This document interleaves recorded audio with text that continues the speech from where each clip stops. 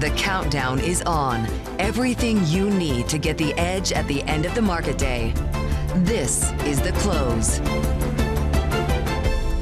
Hesitancy creeps back into the market, but so too does opportunity. Live from Studio 2 here at Bloomberg headquarters in New York, I'm Romaine Boston. And I'm David Gura. We are kicking you off to the closing bell here in the U.S. Let's start by looking at the equity market, starting with the S&P 500, which has been flirting with records as markets have been over the course of the day, but stalling out some. The words from the Anthropic CEO yesterday talking about the technical capabilities of AI, but raising some questions about the economics of it, still reverberating through the market over the course of the day, of course. Paying close attention to Bitcoin as well. It rising above that 90,000 threshold, but still something to pay attention to going forward here. Meta. Bloomberg News reporting this morning that Mark Zuckerberg and his colleagues at Meta looking closely at the future of the metaverse, thinking about making 30% cuts to that part of the business, of course, which was so integral to what Mark Zuckerberg said the future of Meta was going to be. We saw that stock shoot up on that news, coming down quite a bit from sessions highs. It was around 6% earlier today. Then paying attention here to the Russell 2000 at small caps. There, as you know, there's been this roiling debate over whether we're going to see a run in small caps.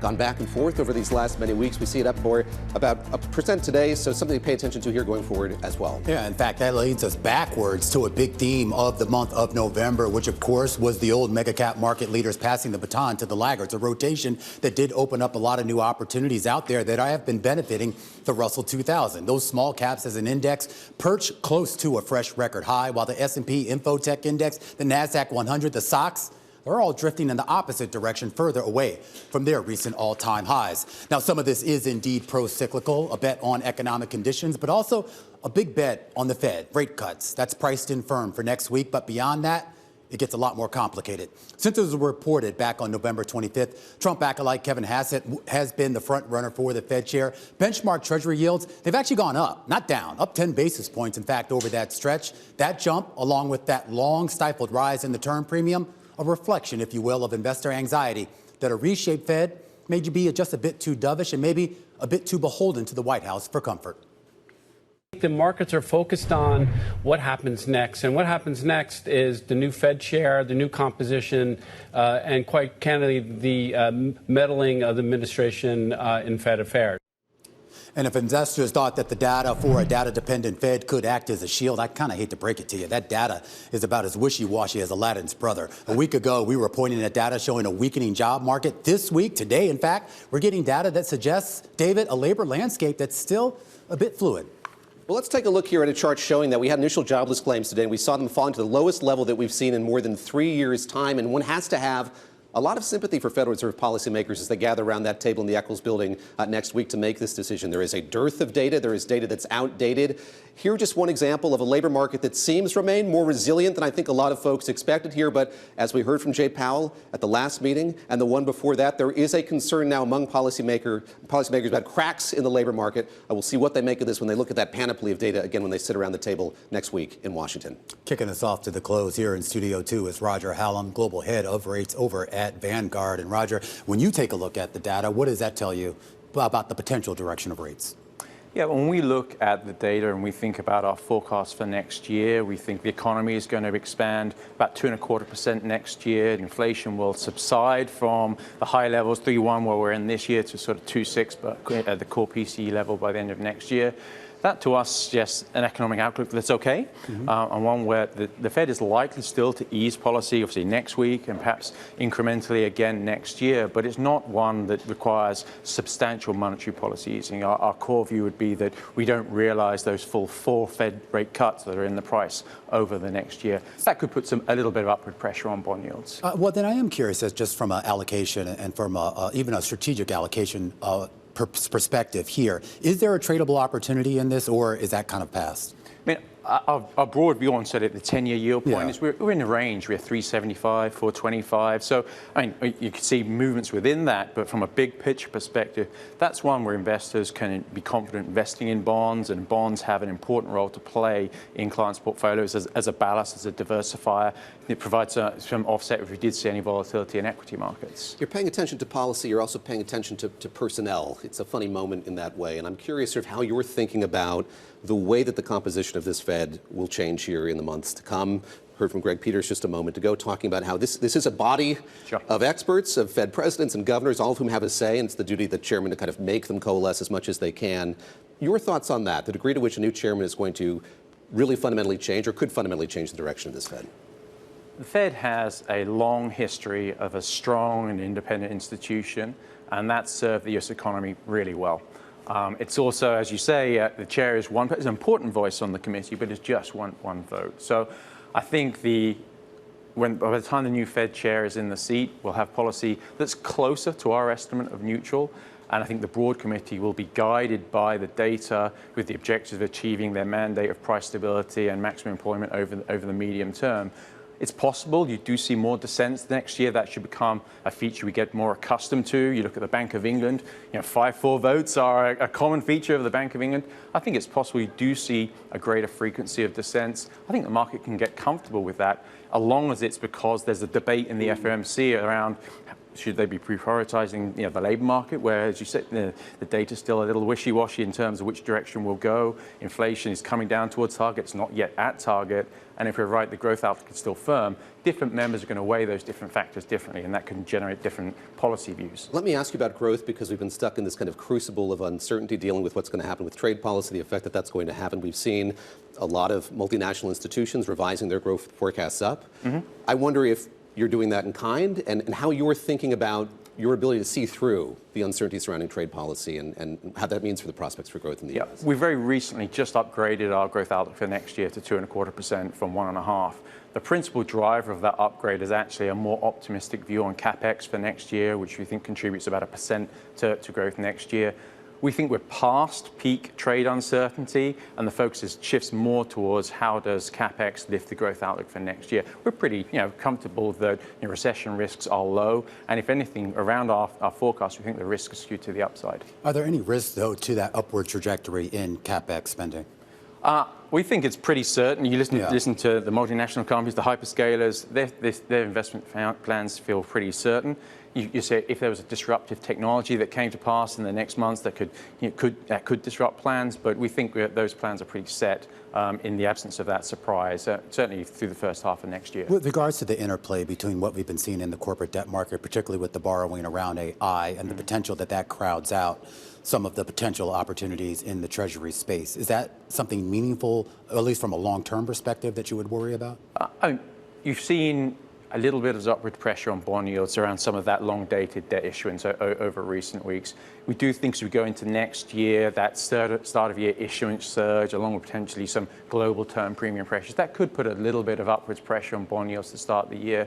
But no, we don't think it drives yields substantially higher from current levels. All right, Roger, always great insights. Roger Hallam there is the global head of rates over at Vanguard. A closer look at what's been going on in the rate space. And if you're a fixed income manager, you've actually had a pretty good year. In fact, one big bet that has paid off this year is U.S. bonds, especially for Pimco. And, well, it's kind of an unlikely winner. Pimco actually resisted that big sell America trade, in quotation marks, earlier this year in favor of sticking to 5- and 10-year U.S. Treasuries. Joining us right now is Mohit Mittal. He's managing director and CIO over at Core Strategies over at Pimco. And a great story on the Bloomberg terminal, Mohit, about you and your team, and really just the decision-making you guys had to make back in April, back in March. And, well, a lot of people were bailing, or at least thinking about bailing on U.S. assets. You stood firm and you've reaped the benefits. Explain why.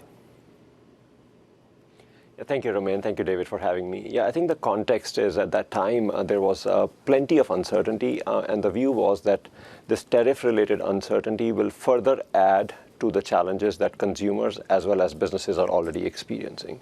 On the consumer side, higher costs will lead to lower spending. On the businesses side, the uncertainty around tariffs would likely lead to a slowdown in hiring plans as we go further out in the summer months, because if they are paying for the tariffs, they'll have to figure out a way to cut costs and reduce costs elsewhere.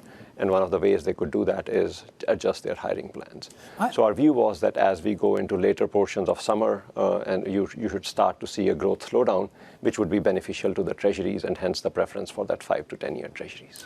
I am curious about what you were talking about with your colleagues there and what you were seeing amongst client behavior and whether those two things were in conflict with each other. Yeah, I think our discussions with colleagues centered around what are the different scenarios that are possible. With respect to tariffs, the scenario was around inflation impact. And then the other aspect of the scenario was the growth impact. So the internal discussions with colleagues centered a lot around this trade-off between inflation impact and the growth slowdown impact.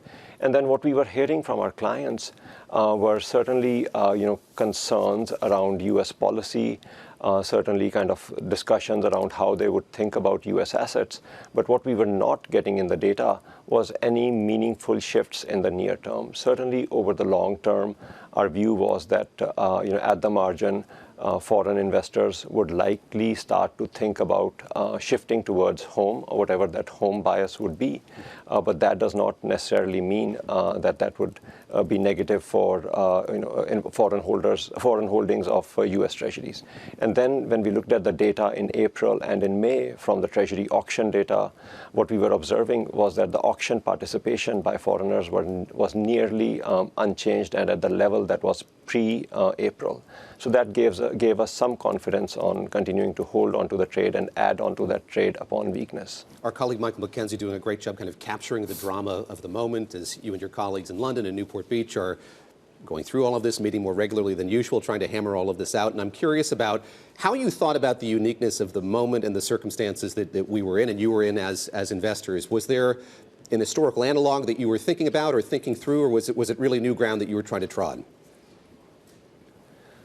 I think there's always something new in that moment. I think we were penciling in an increase in tariffs. I think if you recall, pre-April 2nd, the tariff rate on the U.S. was closer to 2%, and our view was that we will probably get towards 10% in the U.S. But what was announced on the Liberation Day was closer to give or take 20% if you did the weighted average sum of the tariffs that were announced. And our view was that we will settle somewhere in that 15 to 18% range.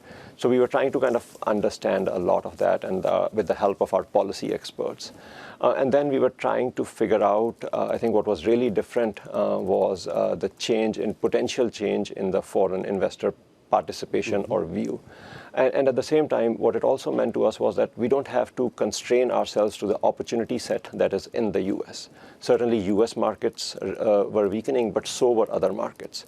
So what we did was certainly, I think, as you mentioned, Michael McKenzie covered it very well on the U.S. side, but we were able to kind of also look at opportunities that were outside of the U.S., and those have worked out quite nicely as well this year, and they continue to look attractive in certain pockets. You've taken me right where I want to go. So the income fund returning 10.4%.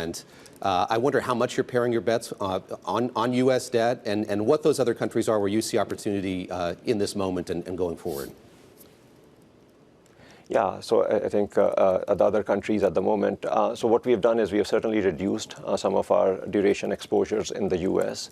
And the reason for that is that when you look at the U.S. market, the U.S. has been the biggest outperformer, or U.S. Treasury market has been the biggest outperformer relative to other developed market rates, relative to say, for example, Australia, UK, and then Japan rates have gone the other way.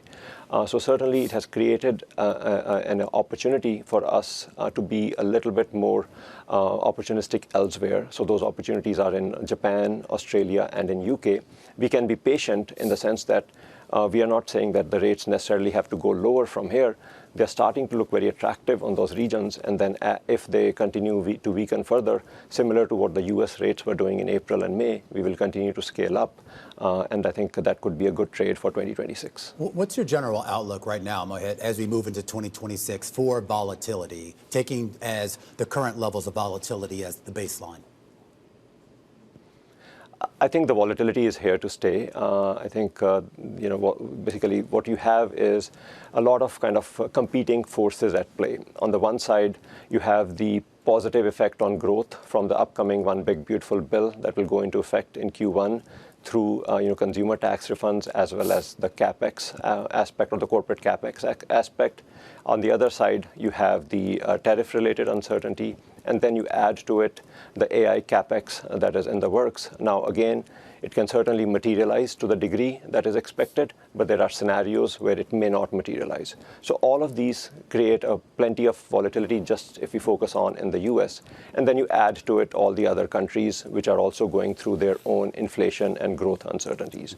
So this volatility is here to stay, but it also creates very, very exciting opportunities for us in fixed income. I think our take is that we can construct a very well-diversified globally diversified portfolios with a yield of 6 to 7%, which looks very, very attractive for most investors relative to cash, relative to equities, and relative to other opportunities. Mohit, really appreciate you taking time. A real fascinating read today about just how you guys operate and, of course, the returns that you reaped as a result. Mohit, Mittal, Managing Director, CIO of Core Strategies over at Pimco, as we continue to march to those closing bells. When we come back, a conversation with the CEO of Zoetis, Kristin Peck, going to stop by to talk about how the animal health company is planning to try to turn things around just fresh off the heels of their Innovation Day. Speaking of turnarounds, we're also going to catch up with the CEO of MoviePass. Remember that? Well, he's back, and he's actually got a different business model. You don't want to miss that. That's coming up next. This is The Close on Bloomberg.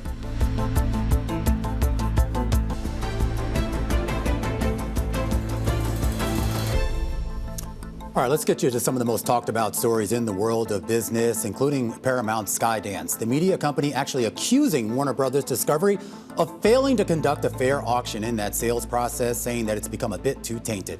A letter to CEO David Zaslav, attorneys for Paramount said WBD favoring a rival bid from Netflix. Warner Brothers responding by saying their board is, quote, fully and robustly complied with their fiduciary obligations. Next, let's take a look at Kroger. Those shares were actually down a little bit earlier in the day. This after the grocery store chain lowered the top end of its full-year sales forecast in the latest earnings report. The move offering a note of caution that shoppers are actually being choosy due to uncertain economic conditions, even for essentials like food. And finally, remember that big outage that we had at the CME last week? We're keeping an eye on that because Goldman Sachs is pressing pause on a planned $1.3 billion mortgage bond sale from the operator of that data center, CyrusOne. CME and CyrusOne, one of the world's largest derivatives exchanges, experienced that major outage hit over the Thanksgiving holiday. It became a wake-up call for investors taking part in the AI data center boom, showing that lease agreements can be breakable in the event of multiple recurring outages. David? Well, coming up, Ulta Beauty is set to report earnings after the bell today. D.A. Davidson's Michael Baker joins us next with his short list of what to watch. This is The Close on Bloomberg.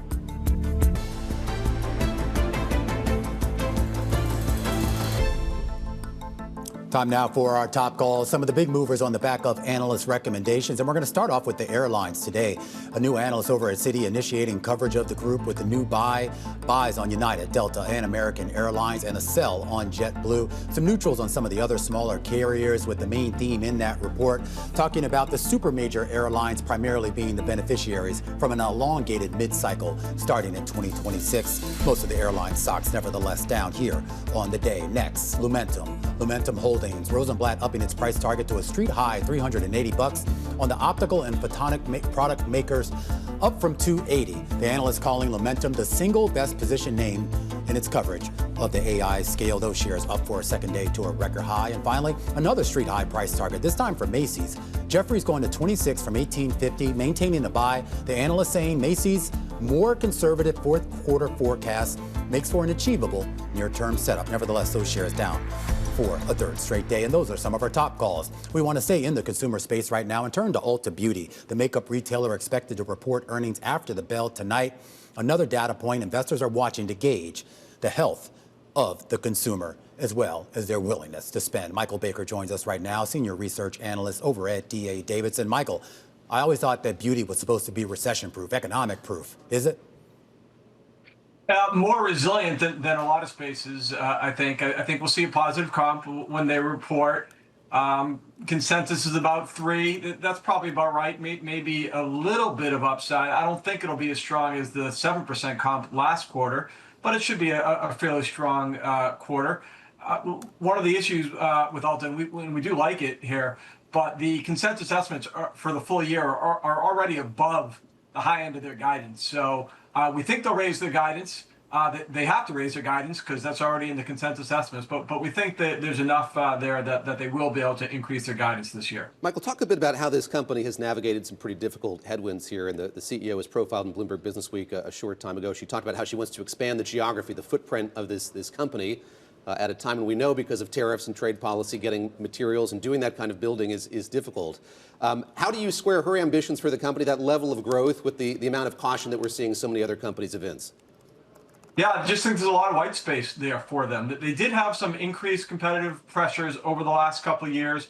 when Sephora was rolling out their store within a store concept in Kohl's stores. There was about 2,000 of those locations. But that is now behind them. They fully absorbed that. In fact, that's not really growing anymore. So Ulta sees some white space now that Sephora is not growing as much. So they're growing domestically, about 60 stores a year. By the way, they're also growing internationally. They made an acquisition in the UK. They opened in Mexico. And they just opened in Kuwait, believe it or not, using joint ventures or other local partners. So they're growing both domestically and internationally. Hey, Michael, when you think about kind of like how Ulta came to be, and obviously, it was more than just about going in there and, buying a lipstick or a facial serum. It was about kind of the experience inside the store. I am curious as to how you think they can replicate that going forward as they expand, and more importantly, as they have a much larger presence online rather than in physical stores itself. Well, it is omni-channel, and we've seen that from a lot of retailers. Customers will start the journey online and then go into the store to be able to test and try on different things. The way Ulta started and their point of differentiation, and I think it still exists, is they're really the only place that has both prestige and mass, at least in a physical location. Certainly they compete with Sephora. But Sephora is primarily prestige product. They compete with drugstores and other mass retailers, but again, they don't have the prestige.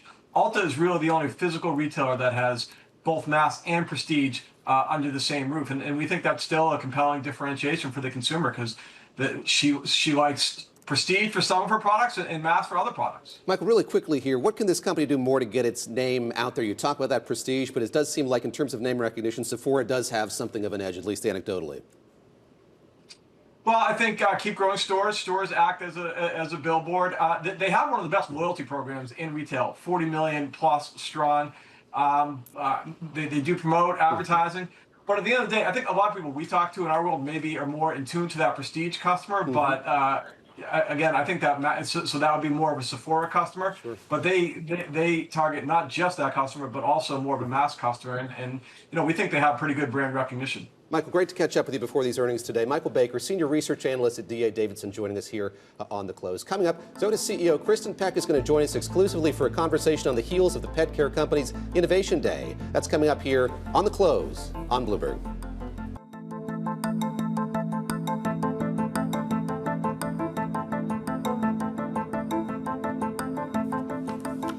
.30 p.m. here in New York.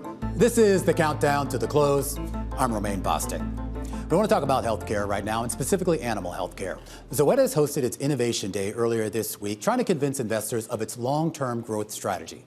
Now, it has been a tough year for the shares of the animal health giant as it faces skepticism tied to a faltering pet care business and its pivot away from the livestock category. Joining us here in Studio 2 right now for an exclusive interview, pleased to say, is the CEO of Zoetis, Kristin Peck. Great to see you, Kristin. It's great to be back, Romaine. Thanks for having me. It's been some time, and you're back in New York, talking to investors, kind of laying out not so much the short term, but really the long term. And I think for any company involved in healthcare, particularly when it comes to drugs and biologics and things like that, this is a long-term story. What is that story? So we were really excited, as I mentioned, to do our innovation webcast on Tuesday. And it's really about showing how we're shaping the next era for innovation in animal health. We laid out what it's going to be 12 blockbusters in a really robust and diverse portfolio that will have us launching and seeing a major launch every year for the next few years. So in really important areas of unmet medical need in animal health, such as chronic kidney disease, oncology, cardiology, obesity, anxiety. And even over the next few years, that'll be $5 billion in new addressable markets that there really aren't products for today. When you talk about the diversity of that lineup as you move forward, where is Zoetis going to fit in terms of ranking? Are you going to be like the #1 player in each of these categories, or does that not matter? Well, I think what's most important for us is making sure we launch best in class. Mm-hmm. We have been first to market, and we've created markets, whether you look at the dermatology portfolio we have with 3 products, which is Apoquel, Apoquel Chewable, and Cytopoint, which is a monoclonal antibody. If you look at parasiticides, we have a portfolio in OA pain. We're really excited about chronic kidney disease itself. Will be a $3 to $4 billion market with really no products, that exist today. And we have 7 assets that we spoke about. One of the leading ones should have approval in 2027. So we, really see us as, becoming the leader in this. And we see these as new categories where there really are no therapies today. Now, for those people who aren't familiar with the structure of your business, basically split in two, oversimplifying it. Pet care, companion, what you call companion care, but basically the stuff we buy for our pets to treat our pets, and livestock. Obviously, people are raising animals out in the farm there. Talk first about the companion side of the business, because I always viewed that as a part of the business that should be sort of resilient to economic cycles and other things, given the way that most of us value our pets. Well, you're correct. So we have about 65 to 70% that's pet care, and the remaining that's livestock. And pet care has been growing faster than livestock, historically, both for the industry and for Zoetis. And I think what's really, about both sectors is they're really got structural, fundamental growth drivers. And what really drives the pet care space, as you talked about, is more and more people adopting pets and the humanization of pets, the human-animal bond, where they want to spend more. And importantly, that's being compounded right now with pets living longer. We've extended the life of pets, and so as more pets live longer, they're getting more chronic diseases. And that's why the opportunity in areas such as chronic kidney disease or oncology or cardiology will be even more important. And, people's connection with their pets, even if they're in difficult economic, challenges, they're still willing to spend on those pets. So you can see short-term stress, as we've seen some of the vet clinic visits, in the quarter decline. But overall, these aren't structural changes. The structural fundamentals that really drive the growth is more and more people adopting pets, more and more people wanting to spend more on those pets, and those pets aging. And that's not just in the U.S. and in developed markets. We're seeing similar growth rates in pet care across the globe. And you can think those growth rates will be stable or even continuing to increase over the years to come? Yeah, so historically, the animal health industry grows 4 to 6%, and you see pet care grow a little faster and livestock grow a little slower. But again, with more and more people adopting pets, spending more on those pets and those pets aging, we do believe that those structural fundamentals will continue. One of the criticisms of some investors of the strategy that you've taken is that you have put a lot of attention on the pet care business. That's a plus. Some people think that it's been done at the expense of the livestock business.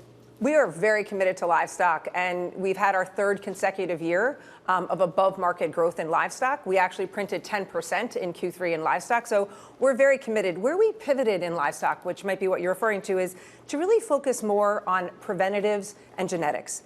Because more and more what we're seeing is consumers don't want to use treatments. They don't want to use antibiotics. They want to have, eat protein that's free of those things. So we're really focused on making sure that we can breed animals less likely to get sick, and that we can give vaccines and preventatives to keep those animals healthier. And that's really where the above market growth is in livestock, is in the preventatives and genetic space. So that's why I think you're seeing sort of the above market growth rates that you've seen for the last 3 years consecutively. How far along are you, though, in new products, specifically in that space?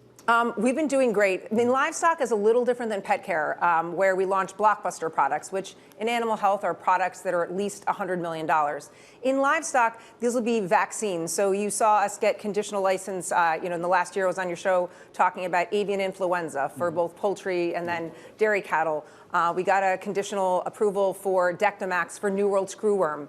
So we're on the leading edge of that, but we're also launching products like Procerta for chickens and Protivity in cattle. So we're constantly launching what we call maybe more singles and doubles in that space, which investors sometimes have a hard time always modeling. But we're getting around 200 plus approvals a year in geographic expansions and life cycle innovations in some of these spaces that maybe don't make the slide as a blockbuster more than $100 million, but are going to consistently drive livestock, which has, as I said, been a significant growth driver for Zoetis over the last 3 years. With regards to the regulatory environment, I mean, to have this ambition to sort of put out one new big thing every year on that cycle, are you confident in the regulatory process is going to be supportive of whatever is going to match, I should say, the pace that Zoetis actually makes in trying to get those things to market?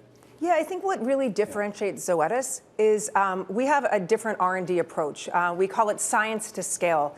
And it starts with a deep understanding of what the needs are, both at a pet owner and a vet space. So we're not just, innovating without a sense of what the market can bear and what regulatory authorities are interested in seeing and are willing to approve. So a lot of the targets we talked about on the call on Tuesday are validated targets already in humans, where we think there's clear pathways for approval for these products.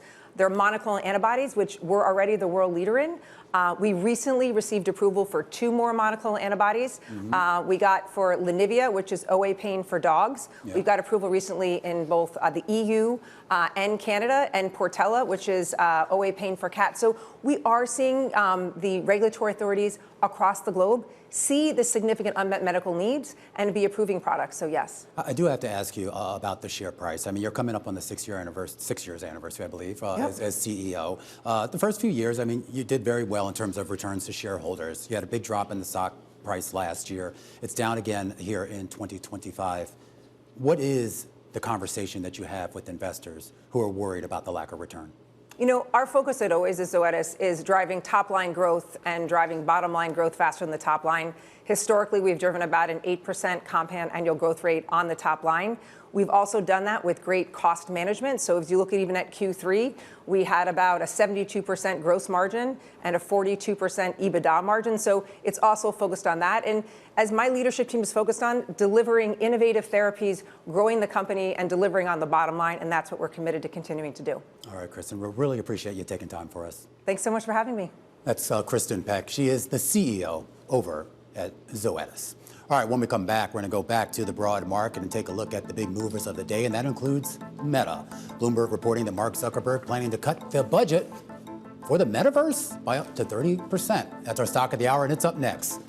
This is Bloomberg.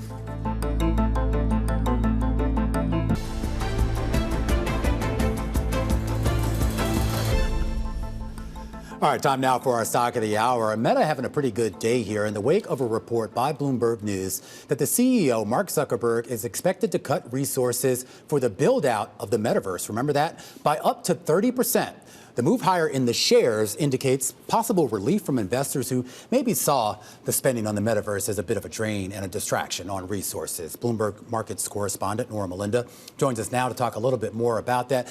First, I'm going to start with the 30% because I saw that number bandied about. What do they mean by a 30% cut? A 30% cut in what exactly? So there's always about a 10% cut that we see at the top of the year. And this is just for them to readjust and figure out what's going on money-wise to make sure that everything is running smoothly. But this additional 30% is expected to potentially hit the Reality Labs division, which we know has really been in focus because of the Metaverse. They're the ones that are the behind the scenes. They're the ones that are brains behind this entire thing. But also Ray-Bans and any sort of augmented reality, any sort of virtual reality, that's what the division does. So that's where we're expecting layoffs to hit there, in particular, in terms of that 30%. Must be nice to be an executive at Meta. You get flown over to Hawaii and get to hang out at Mark Zuckerberg's manse and have these conversations. What do we know about what was actually discussed, the degree in which there was some introspection about when Meta made this bet, how all in they went on this bet, it seemed, and sort of how they're reckoning with the fact that it isn't panning out the way that they thought they would? Well, you're clearly seeing investors are celebrating, right? We're seeing the stock is lifted higher. So that's telling you what Wall Street thinks about this.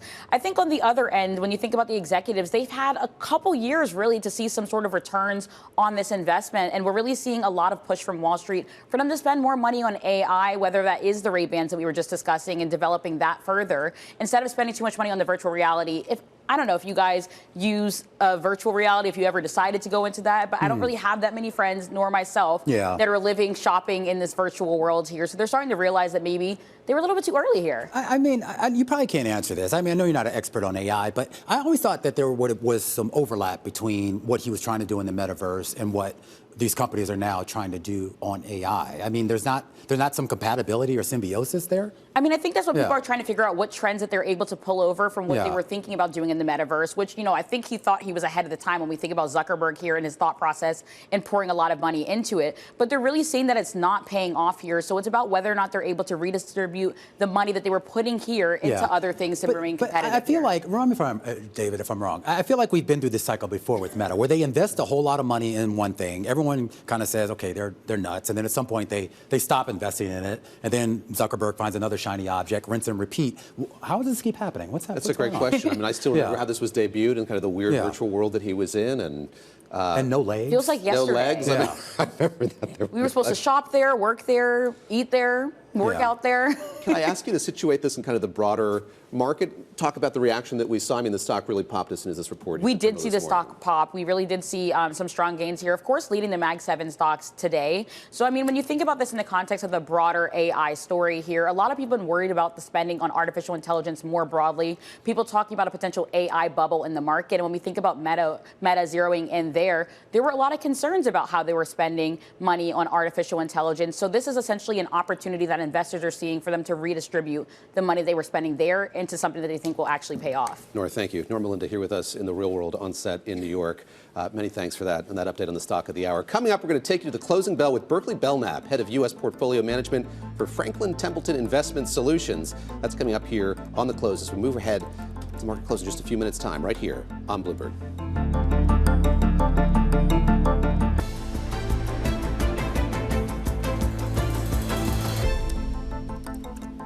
Welcome back to the close. Just about 10 minutes until we get to those bells here. A mixed day on Wall Street, David.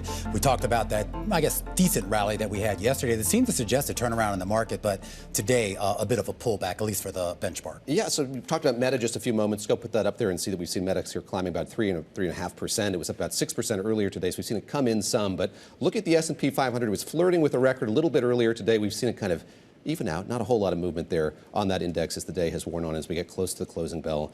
Bitcoin so tied up to this conversation that we've been having about the prospects for tech and risk assets. We see it climbing above 90,000 today, but still down about 1 1/3%. I continue to pay attention to small caps. Russell 2000 here up about 0.75% over the course of the day. Some optimism there still among many corners of this market that we're going to see some movement there in small caps that will sustain. And, you know, Dave, I'm actually really fascinated by some of the moves we've seen, not only in the small caps, but in the mid caps as well, relative outperformance. And, I mean, it seems to suggest that despite some of the red that we've seen on the screen as of late, that there is more of a rotation going on rather than any type of a sell-off. And I think some hope for those who've worried about the concentration of this market. That's been the case for so long now. Magnificent 7, 6, 5. You pick your number there, but it's a single-digit one, and I think there's been some optimism here pervading the market that it's going to start to spread beyond those handful of mega tech companies and move to others as well. Let's get some insights out of Berkeley Belknap. Joining us right now is to count you down to those closing bells, head of U.S. portfolio management for Franklin Templeton Investment Solutions. And Berkeley, I do kind of want to start off with some of the market moves that we saw in November, despite the fact that it was somewhat of a down month, at least those first 2.5 weeks or so. But that big pickup that we saw towards the end of November, and it seems to be carrying over into December, was not at all led by big tech. It was sort of a lot of the other names out there. And I am curious if we can read something into that, something that might be indicative of where things go in 2026. Yes, I think that's a great point. And thanks so much for having me today. That pullback in November is something that we really did expect to see, given the incredible momentum that we saw in the markets, through the summer and the fall. And those types of moves in the markets are natural, and we do expect them from time to time. We did see the end of the month, the markets really come back, and we've seen positive momentum, headed into what we often call the Santa Claus rally. December is, historically a really strong month. It's the strongest month of the year from a statistical perspective. I think that it's been up about 72% of the time. And as long as there is, continued momentum, we would expect to see a positive December. A lot of that now rides on the Fed and the cut that's expected next week.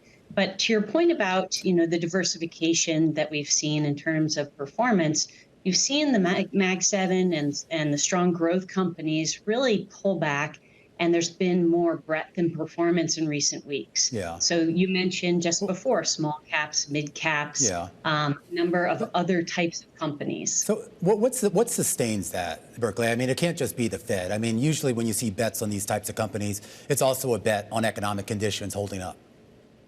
Absolutely. So the Fed kind of gives us the momentum. It gives investors a little bit more confidence. But obviously, we need to see companies continue to deliver earnings over time. Also, as we start to see the labor numbers that come out, they've been delayed. The Fed's not going to have that information for November when they make their decision next week. But I think we'll be reliant in December on some of the economic data, both on the labor numbers as well as inflation numbers. Could you talk a bit about how you've been finding your way through all of this, not having that data that you would have customarily? So yes, it's a big issue for policymakers as they make those key decisions on interest rates, but for you as well, how much are you, other portfolio managers, fumbling a little bit here, not having a more holistic understanding here of the state of the U.S. economy and the global economy? been an interesting challenge. And I would say we've relied primarily on private data, and then now the lagged government data that's been coming out.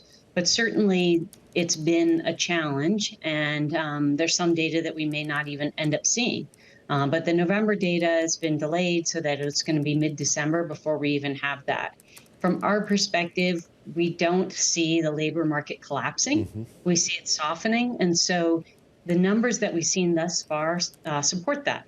And so we would expect that, with the softening labor market and the data that the Fed has thus far, that they will go ahead and cut next week. And I think the market is seeing that and expecting that. And that's been really the impetus for the positive momentum that we've seen in the market. Berkeley, I was at the DealBook conference yesterday here in New York, sitting up in the rafters, and I watched as the Anthropic CEO talked about the prospects of there being some economic constraints on AI. You're talking a lot about the technological potential here, but recognizing the fact that there are real concerns about the economic promise living up to what I think a lot of people think will happen here. I'm curious, when you look at the surface tension of the bubble or whatever it is, or what you're thinking in terms of your commitment or resolve when it comes to the prospects of AI that's been really driving this market? It's just been an incredible movement, both from the stocks as well as the investments. The size of the capital expenditures that we've seen from the Mag 7 and big tech companies is really extraordinary. And it's been called a bubble. We think that we're sort of in not the end stage, but the stage where you still want to be invested in a really new and growing technology. But the challenges are there. And the challenges are there both from the extent of the amount of money that is needed to invest in capital expenditures, to produce the facilities and to produce all of the background, everything that's going to be required to make this come to fruition. Yeah. In addition, there are a lot of challenges on the energy side and the infrastructure side. And that in time actually may be the biggest challenge to the growth, is just, do we have the infrastructure to support it? I am curious with regards to kind of the setup into 2026, Berkeley. We talk about the gains that we're seeing in the U.S., but we kind of forget sometimes that a lot of the gains that we're seeing here are actually being outpaced by what we're seeing in Europe and, for that matter, emerging markets. I am curious if you see opportunity for a meaningful allocation to some of those assets at the expense of U.S. assets. Yes. So as portfolio managers here within our solutions team, we are multi-asset investors. So we invest in multiple asset classes across the world. So we are always having exposure into different asset classes and different geographies. And so always looking at sort of where we see strength. And as we came into 2025, you heard most of the world, or many people, talking about, is this the end of the age of U.S. exceptionalism? And we really did not think that was the case. Mm-hmm. But we saw, really strong outperformance by diversified or developed international countries, as well as emerging market countries through the year. And thus far this year, the index that has had the strongest performance has been emerging markets, followed by developed international. So going into, sorry?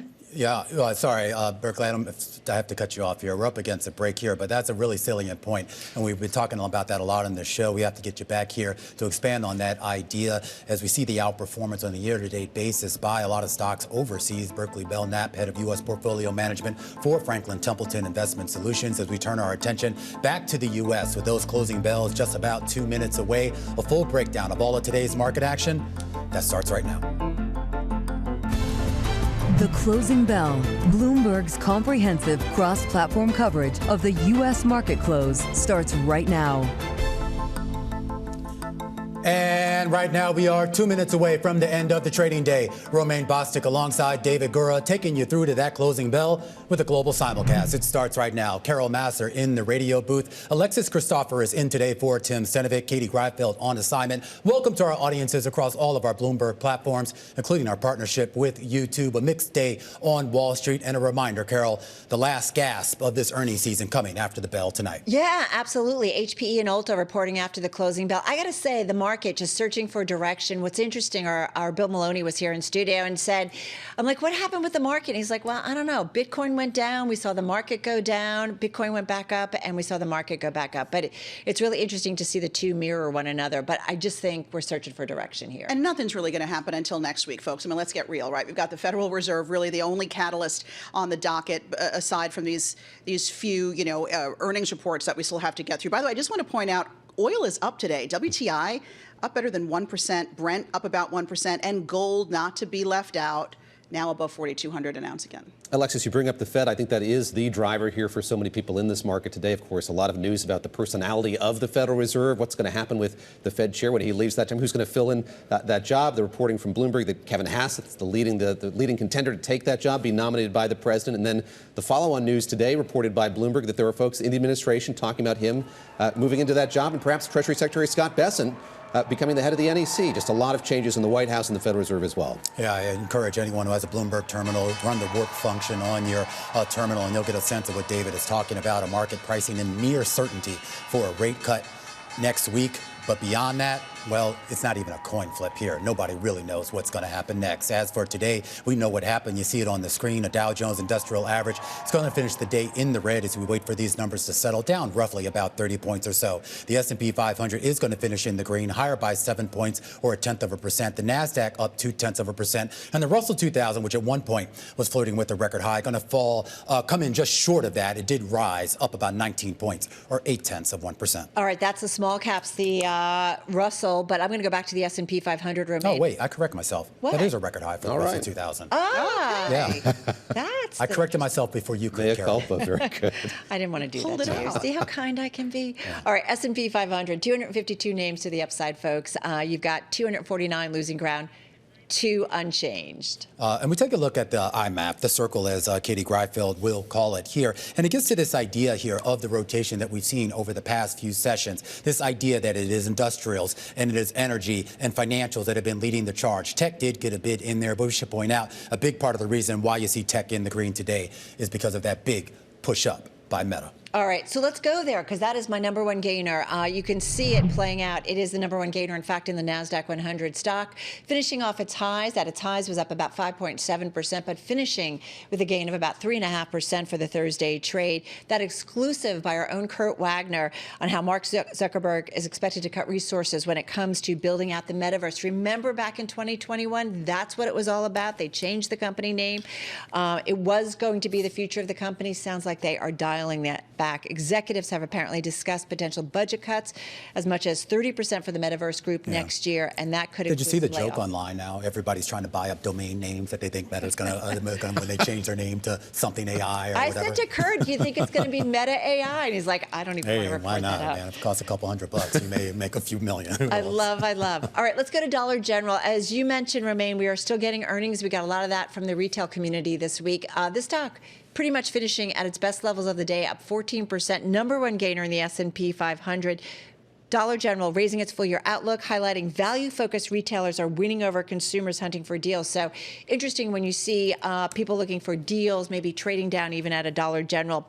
They did cite some share gains in both its consumable and non-consumable categories, suggesting its low-cost groceries are winning over customers. And then one more, something a little different, GE Vernova. This was a top gainer in the S&P 500, up about 4.5%. Barclays analysts coming out, maintaining an overweight, raising the price target from $710 to $720. Some company news, they won a repeat wind turbine order from Greenvolt in Romania. I just thought I'd throw that in, a little extra. Stock is up about 93% year to date. So talk about some outperformance here. Yeah, well, how about a little underperformance? Because I'm looking at the decliners. Intel leading the pack there for the S&P 500 today. Not a great day for Intel investors. Stock off about 7.5%.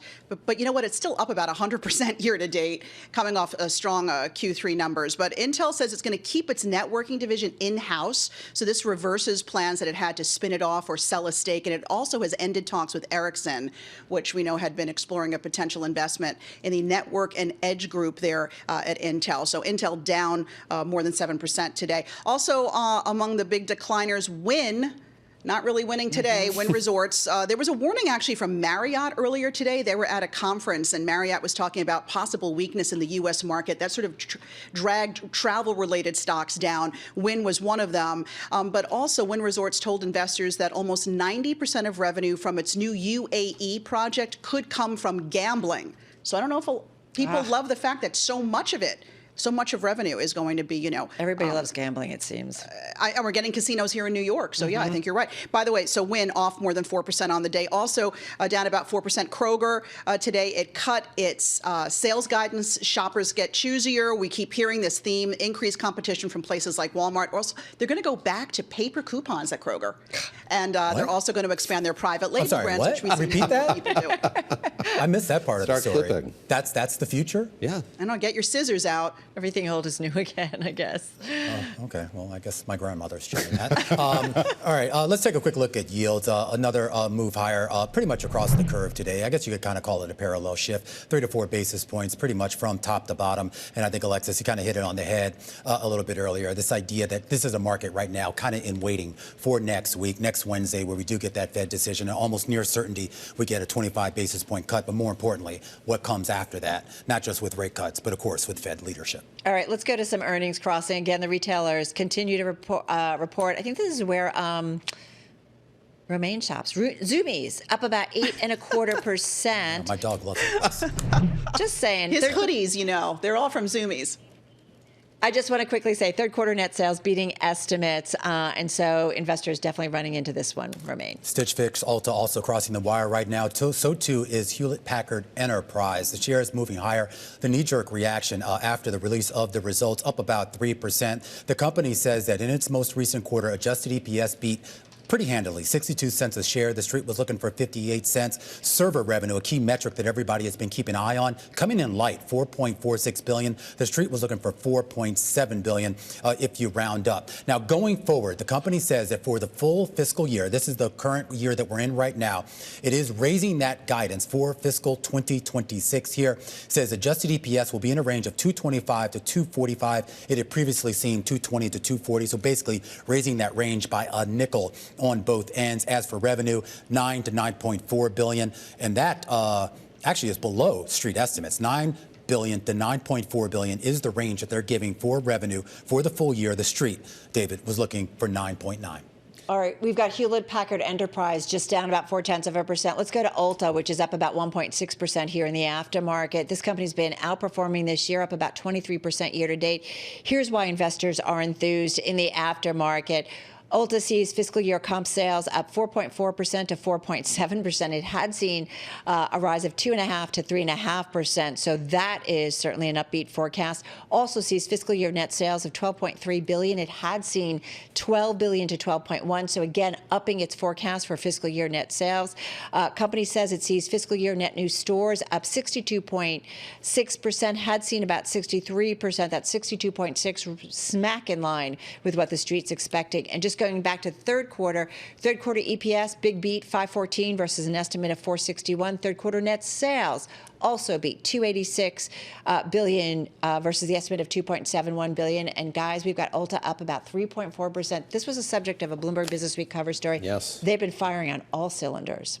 All right, let's stay in the retail space. Stitch Fix, much smaller company out. The shares, though, getting a nice little pop. In the most recent quarter, the company is still posting a loss, but revenue did come in slightly above expectations. As far as the forecast goes, the company says expect a first quarter loss, for the second quarter. The company is saying that it will actually flip that loss to a profit on a continuing basis. Also says that it sees revenue in the current fiscal second quarter of 335 to 340, the low end of that range, well above the average of street estimates. It's a huge week for retail earnings, and I think at a moment we don't have a whole lot of data. We're getting dated data as it comes in here. This insight that we get into the consumer is just fascinating. And again, from both this company and from Ulta Beauty, you see that there is still a willingness, it seems, among a lot of consumers to go out and buy stuff, despite all uncertainty and concern about the economy. And also, I think Stitch Fix, as more and more people look to save on clothing and as apparel companies have to deal with tariffs, I think that this, news from Stitch Fix is actually to be applauded. Yeah, I mean, listen, I think for all the retailers, what we have been hearing a lot is about consumers. They're out there spending, but they're being cautious and careful about how they do it. Hey, as we say goodbye, Ulta up about 4.3% here in the aftermarket. HPE also just out with earnings. They're down about 2.8%. All right, guys, that's a wrap. Our cross-platform radio, TV, YouTube, Bloomberg Originals. We call it the closing bell. David and Romaine continuing there over on the TV side, and Alexis and I continuing right here on Bloomberg Business Week Daily. We'll see you again, same time. Well, I'll be actually off tomorrow. She loves long goodbyes. I won't see you till Monday. This will go on for a couple more minutes. Shush. We'll see you guys later. And our coverage does continue here on Bloomberg Television. A deeper dive into some of those earnings, including HPE. Patrick Moorhead going to be joining us after the break. Stick with us. This is The Close on Bloomberg. The countdown is on. Everything you need to get the edge at the end of the market day. This is The Close.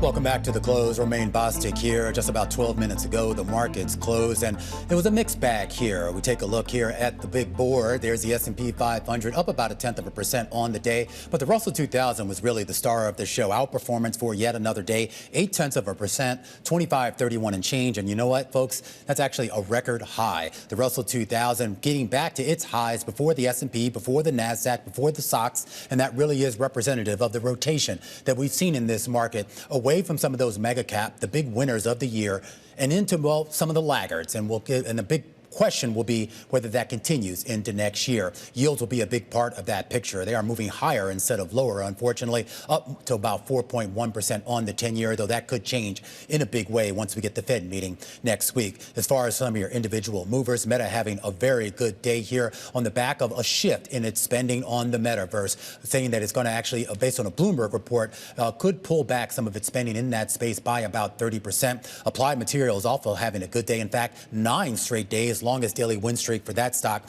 going back to 2016, closing today at a record high. And look at this, Wells Fargo and actually all the banks actually doing pretty well. Wells Fargo up yet again for yet another day here. And we talk about this idea of where the benefit is coming from. And of course, for a lot of people, they're looking at rates and that shift in the rates market.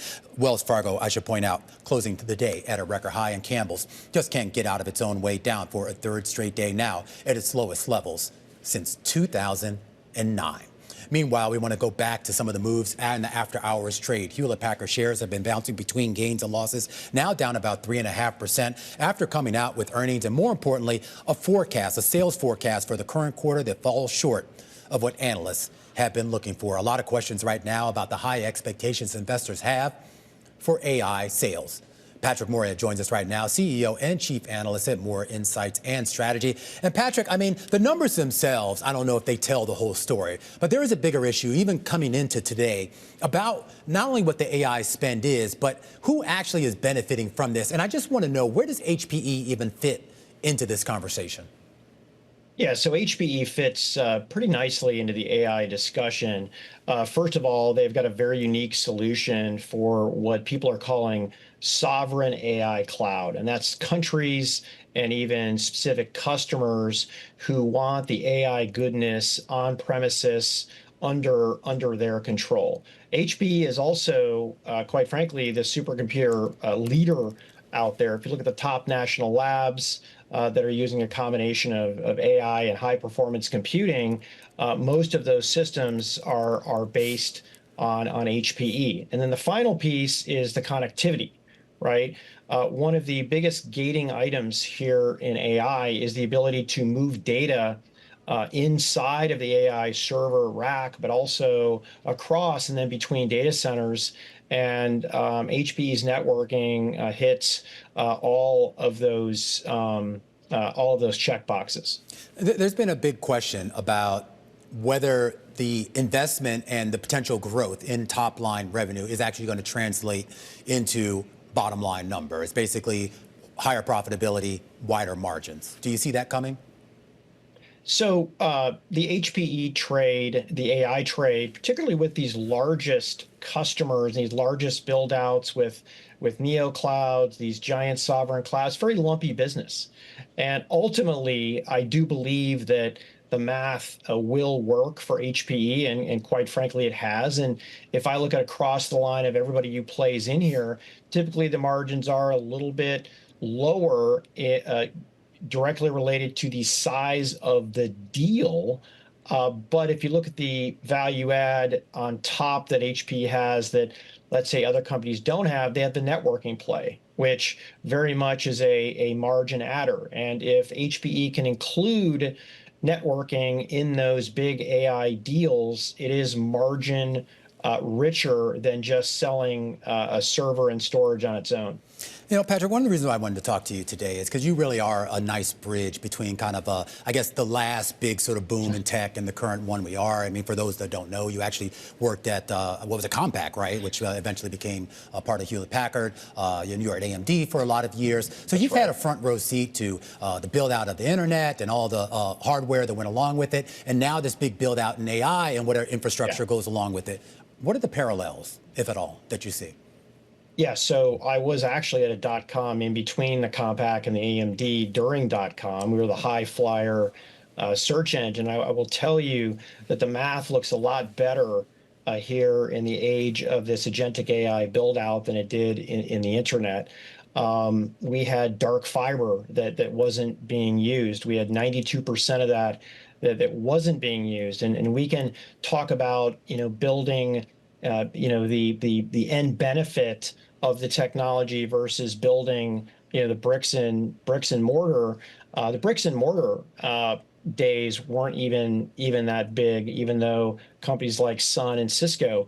Right now, we've got pretty much every GPU and every XPU being used, and where AI is being implemented, real benefit that is either increasing revenue for end customers, lowering costs, or improving the stickiness with their customers. It's hard to believe that we're only 2.5 years in and seeing the benefits that we are. Because quite frankly, during the internet age, there wasn't a whole lot of meat that we were seeing 2.5 years in to the build out. We really didn't see the huge benefit until we got into the e-commerce age that was probably 5 or 6 years after the internet first hit and that gigantic build out had started.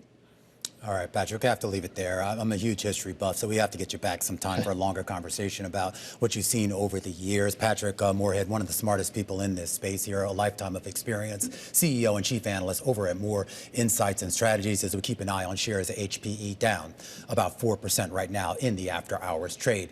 Meanwhile, a quick check on some of the other movers in the after-hours trade here on this Thursday afternoon. A bit of a pop here for Ulta Beauty, up about 5% here on the day. Meanwhile, DocuSign, which just reported a little while ago, missed on a couple of key metrics. You're seeing those shares move just a touch lower, down by about 4%. And keep an eye on Stitch Fix. That stock has kind of been oscillating all year long, maybe trying to get its mojo back here. Pretty decent report, beat and raise quarter for Stitch Fix, up about 4%. This is the close on Bloomberg.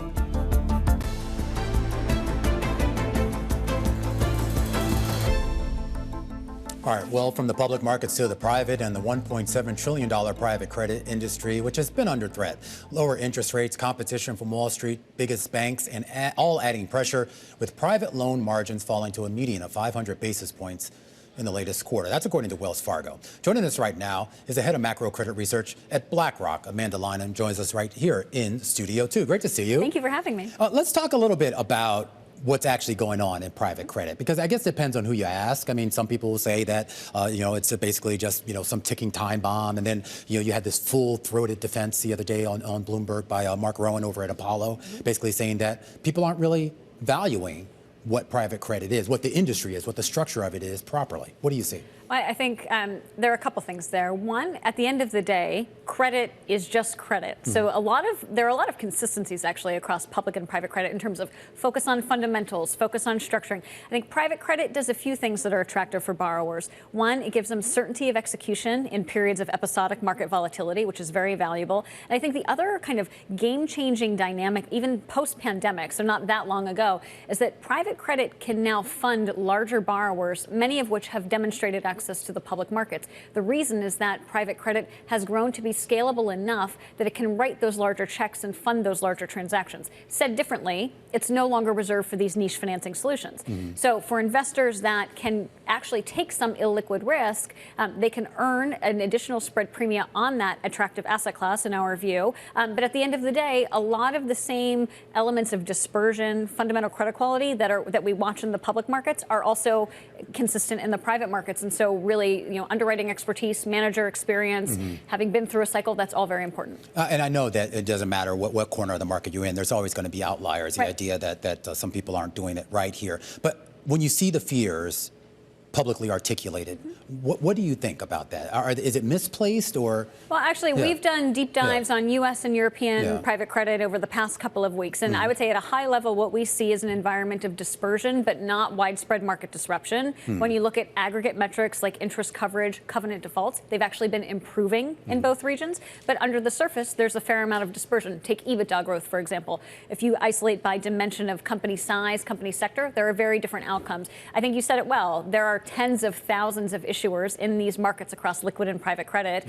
As we kind of go through a choppy market environment with that episodic volatility, there's bound to be defaults. That's not a surprise. But really for private credit, what matters is how do you maximize recovery on the other side? How do you work with the borrower to actually protect your position? And that's what's really key. And based on what we know, those potential recovery rates are relatively high. You can see that in the realized loss rates, that actually the realized losses in private credit are actually below the historical average right now. And certainly that can vary by strategy or focus. But really, that's ultimately what we focus on, not so much the headline default level, but actually what is the realized performance. And I think what's even more attractive in our view is that the yield backdrop is still pretty compelling versus the realized losses. And that's true both on an absolute basis and relative to liquid credit. Pushing ahead, what does that yield backdrop look like for 2026? Our view on monetary policy for the Fed is that maybe they have one or two more rate cuts left, but we think just one or two. Well, yes, we think it's actually going to be more of a nuanced decision for the Fed, given that we're now approaching the high end of some estimates of neutral, given their dual mandate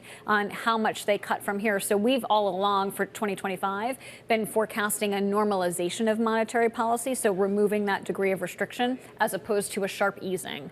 What could change that view? Does that take into account the potential change in leadership at the Fed in May? I mean, I think in general, the Fed, the committee will still need to navigate this dual mandate. They have a tough job ahead of them for sure. But I think in general, it's difficult for us to see an easing below neutral absent a sharp downturn in growth. And that's not our base case. Actually, we see scope for a reacceleration in growth in 2026.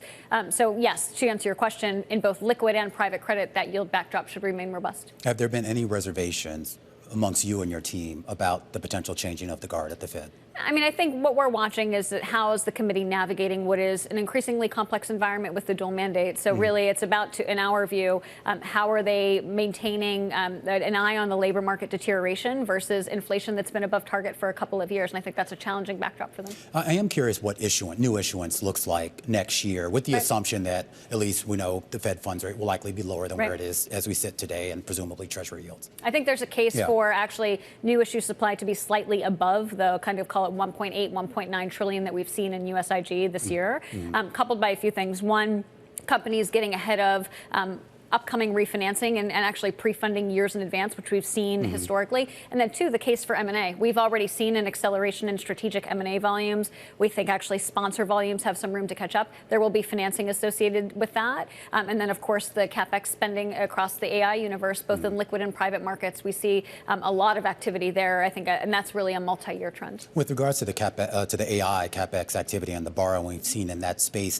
does that almost become a little bit of a distraction for the rest of the market? Does that basically suck the air out of the room for anyone who isn't in AI? No, I think there's a significant amount of demand for high quality spread duration product across the board. It actually reminds me of some sectors like healthcare, for example. Back in 2009, 2010, some of these companies were very highly rated. They methodically added debt to their capital structure to fund strategic initiatives. Seems very similar in our view, although what's happening in artificial intelligence is a much larger scale. But no, I don't view it as a crowding out. And I would say even some of these sectors, they're still small relative to some of the largest sectors like financials and USIG. So there's a lot more room to run there. All right, Amanda, always great to catch up with you.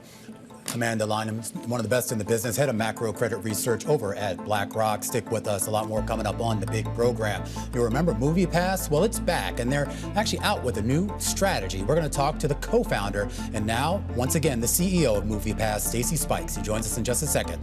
This is The Close on Bloomberg.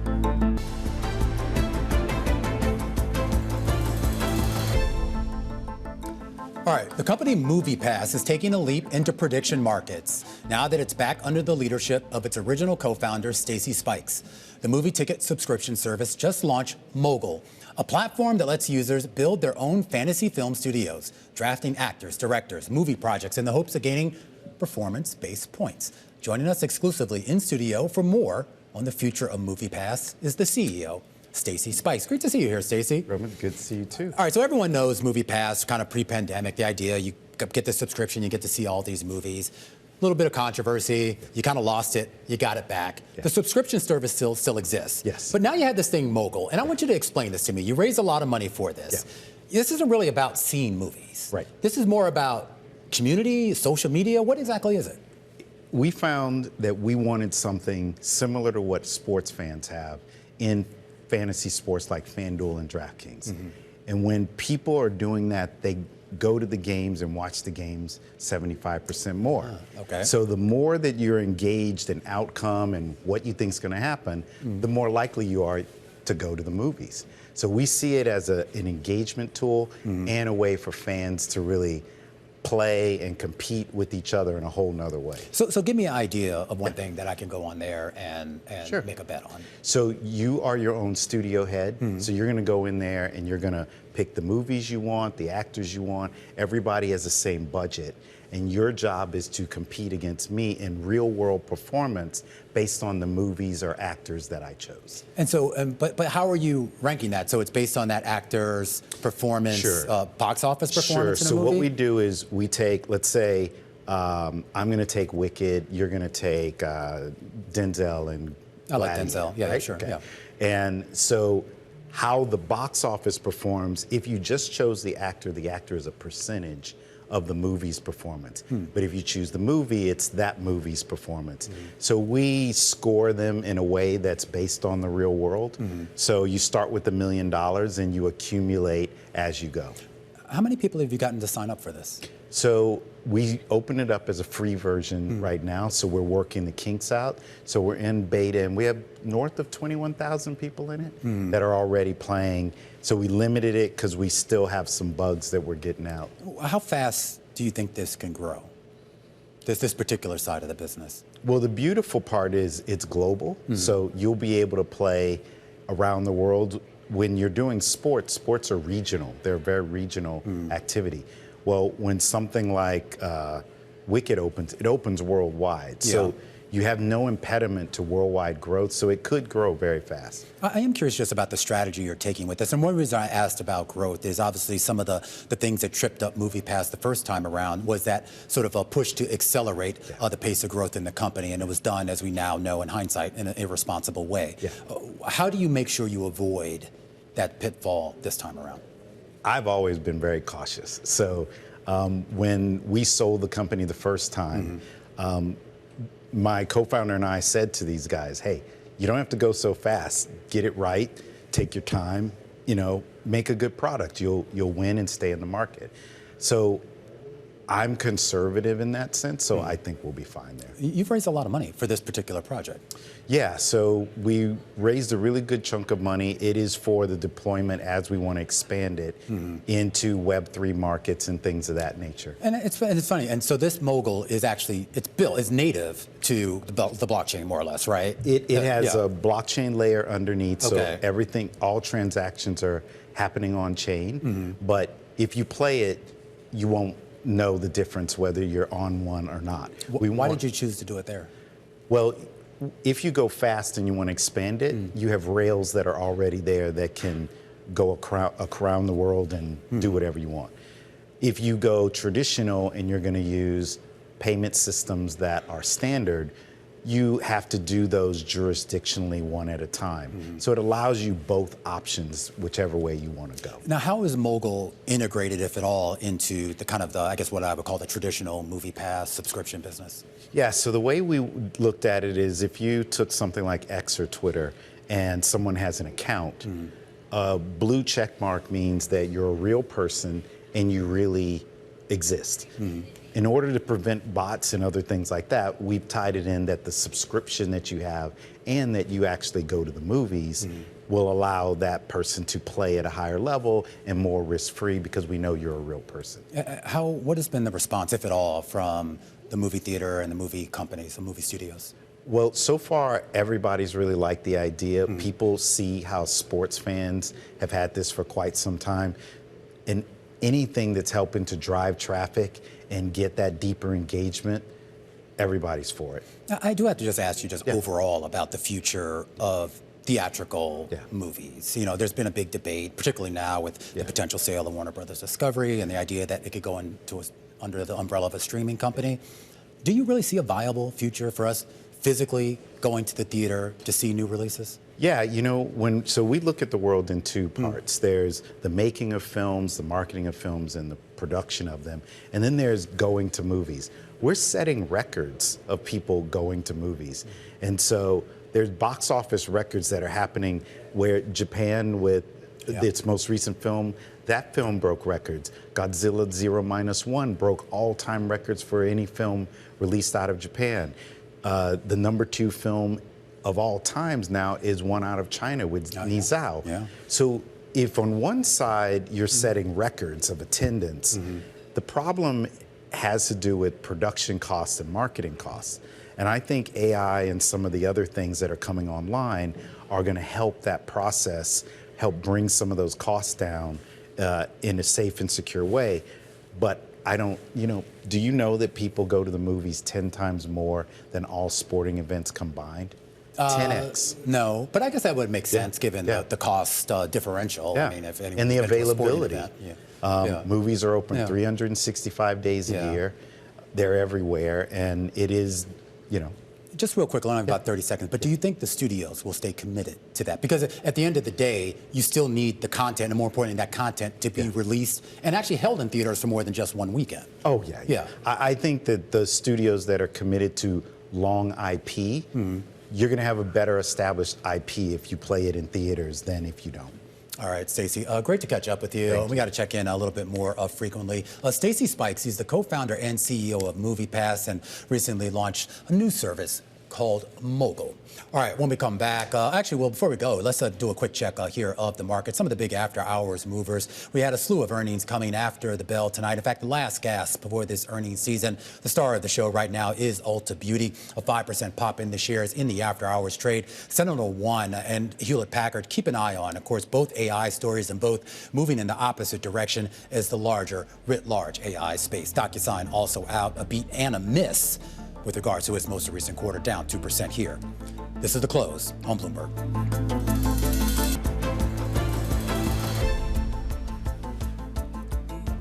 All right, welcome back to The Close. I'm Romaine Bostic, and our next guest is your rich BFF, Seeing Green. SoFi, the big financial services company, tapping former Wall Street trader and personal finance influencer Vivian Tu to be its first honorary chief of financial empowerment. Now, in this role, Tu will create financial literacy content to help people lower and manage their debt, and will lead a generational wealth fund initiative starting in 2026. Pleased to say that Vivian Tu joins us live. She also has a book coming out soon called Well Endowed: The Secrets to Strategic Spending, Building a Financial Foundation for You and Your Family and Creating Lasting Generational Wealth. A founder to Rich AF. Love your puns, by the way, Vivian, and your plays on words. You certainly know how to get attention, and you certainly got my attention when I saw this partnership that you have with SoFi. And I should point out, you've had a partnership with them for some time, but I guess a little bit more formalized. Talk a little bit about exactly what type of content or advice, if you will, you think some of these folks need. I think the basics are oftentimes overlooked. It's making sure that your savings are working incredibly hard for you in a high yield savings account. It's about managing your debt in a strategic and efficient way so that you can pay as little interest as possible while getting your debt paid down in the shortest possible time window. It's potentially refinancing a mortgage or refinancing your student loans. And it's even just talking to a certified financial planner and getting insights into your own financial statistics. And what's really wonderful, and a part of the reason why I'm so proud to be the chief of financial empowerment, is that SoFi helps their users do all of these things. Well, it gets to this idea, too. I mean, when we talk about a generation setting themselves up for the long term, and we obviously know the importance of investing and compound interest. But, of course, there's also the idea of making sure that you keep your debt levels low, if at all, if you have the options to do that here. But, of course, you know, Vivian, there are a lot of people that end up in debt kind of not necessarily through a fault of their own. They go to school, they get saddled up with a lot of student loan debt, and they don't really think about or know about the long-term burden that might have on them. What's the message to those people? You know, I think the message is that debt is not morally good or bad. You are not a failure. You are not a terrible person because you have debt. And I think that's in part something that I've been working through in my content, is to educate so many people and let them understand that, yes, you may not have gotten this education years ago when you should have, but I'm here to give it to you today. And no matter where you start, you can always end better than you are. And it is so important for all of us, really, to make sure that we are as financially literate as we can be. I'm curious about the generational differences. You obviously speak, you are, I believe, amongst the Gen Z generation. You speak to that generation. And I'm curious as to how you think their view of the world of finance, and more importantly, their view of the opportunities in finance, maybe differ from Gen X and millennials when they sort of got to adulthood. You are absolutely too kind. I am a millennial. Oh, However, sorry. Okay. No, not at all. Please keep spreading that rumor. But, you know, I think Gen Z is under a lot of strain, right? They are old enough to have lived through the 2008 housing crisis. They are old enough to remember 2016. They're old enough to have been through COVID. They went to Zoom school, then graduated into one of the toughest job finding environments on earth. And now they're starting to feel like this story that they've been peddled, that you can have a happy white picket fence home and go on vacation twice a year and still retire, has been kind of a lie this entire time. And the frustration, I think, comes from the fact that they watched their grandparents and their parents, and even just the generation above them, kind of play by those rules and be able to win at life. But now the rules have very much changed. You have to invest. If you're not investing, you will not make it. You will not get to retire unless you are an incredibly high net worth earner. But also, even then, it's still going to be hard. And I think we just have to make sure that as the times are changing, the education that we are giving these young people shifts as well, because they're not going to respond to the same, you have to eat rice and beans, no avocado toast for you, that maybe worked for my parents' generation. Well, it's kind of interesting, too. I mean, your last book, your Rich AF, you really kind of, I think, cut through that, and you hit on a lot of those topics. Make a bridge from that to your new book, which I don't think comes out until February, Well Endowed. I mean, what's the difference? What's the story there that is materially different from Rich AF? Yeah, Rich AF was all about building that financial foundation.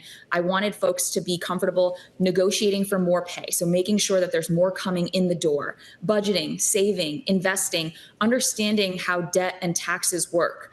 Those were the basic foundation. You have to be able to build your home on concrete, not quicksand. But for Well Endowed, it's kind of this reshaping of your mindset of, okay, so now that you are in a position where you do understand how the mechanics work, what is actually going to give you the life that you want? Is it that lime green Lamborghini? Personally, I don't think so. I think it's really important to understand consumerism.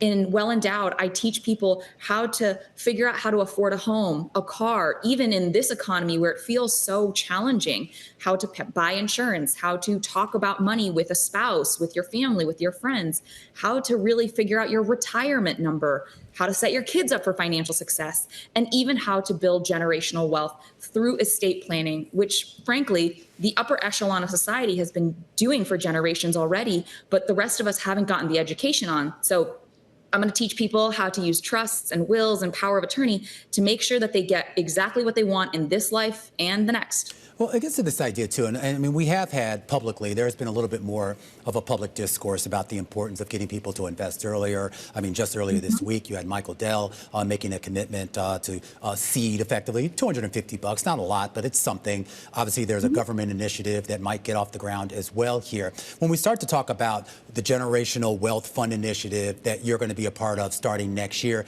how does that fit in? I mean, we're talking about basically trying to get to people basically from the crib, or are we going to get to them when they're 18, 19 adults? Yeah, absolutely.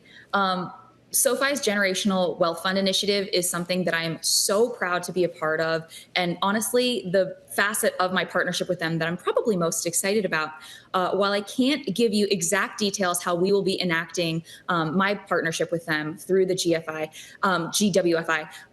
we have seen in the past Jason Tatum supporting first-time homebuyers in St. Louis, Kelsey Ballerini supporting schools in Nashville, Tennessee.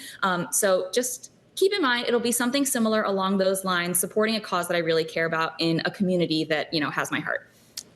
Just tell me, Vivian, I'm going to put you on the spot here, but like, what's one of the biggest mistakes? Like, I'm sure a lot of people come up to you and ask you for advice. What's one of the biggest, most common financial mistakes that you see people make? Right now, if we can be timely, I think it's conflating the prediction market with the stock market.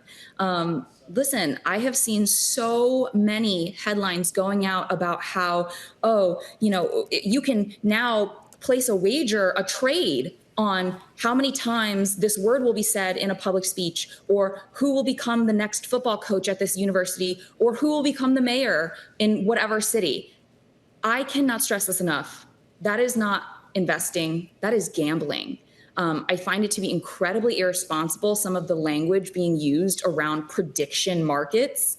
And I think if you are conflating gambling and investing, you're going to have a bad time. You're not going to be able to get the results that you want. There is something to be said about a very unsexy strategy of being a buy and hold investor, having a diversified portfolio that is adjusted based on your risk tolerance. It's certainly not wagering your paycheck on who's going to be the next, basketball coach wherever. I think just this leaning in to this new mindset of go big or go home, it's not going to serve the vast majority of people. All right, Vivian, well said. That's a great place to end it. Great to catch up with you again. Vivian, too. She's the founder and CEO of Your Rich BFF, and she's got a new book coming out in a couple of months called Well Endowed, a follow-up to her previous bestseller, Rich AF. Stick with us. When we come back, we're going to push ahead to a big day for economic data. That's coming up next here on The Close. This is Bloomberg.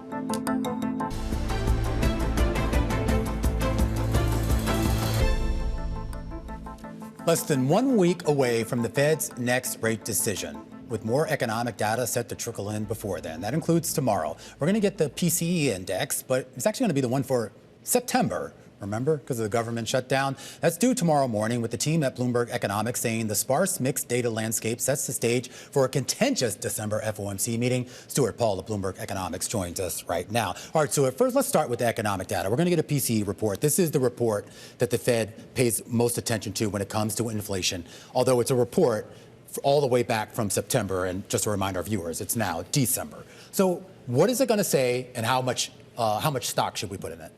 I think that the inflation numbers are going to be troubling in the level. So core inflation on a year-on-year basis is going to stay around 2.9%, and that's definitely too high for comfort for the Fed. But I think that the details of the report are going to show very little in the way of an acceleration. So the monthly pace of inflation is going to be about the same, 0.3% in the headline, 0.2% in the core. And spending for September was just really dismal. We're expecting nominal personal spending growth of just 0.2% in September. That's down from about 0.6 with the summer back to school spending boom. So really just no reacceleration. Do you have any insight as to why September spending was bad? There was a real pullback in a lot of discretionary goods spending. So things like sporting goods and equipment and things like that. Yeah. There wasn't a ton of evidence of, let's say, increased pass-through and increased price sensitivity, but it really looked to me like a lot of budgeting in advance of the holidays. And it does look like with some of the more recent holiday spending data that there was enough spending in nominal terms, but it was pretty soft in real terms. Well, one reason I asked that is because what is the October report going to look like? Because there was, at least anecdotally, there seemed to be a lot of evidence that because of the government shutdown, which was primarily in October, that we also probably saw a bit pullback in spending. That's what I'm expecting. And if we're the Fed and we're thinking about what GDP looks like in the fourth quarter, we know that that government shutdown is going to trim about 1.5 percentage points off the annualized pace of GDP growth. So when it comes to what spending looks like in October, expect it to be a little bit dull, but just expect in general the GDP report to look relatively weak. And that's what they're going to be thinking about. What does it look like in the current quarter, in the fourth quarter?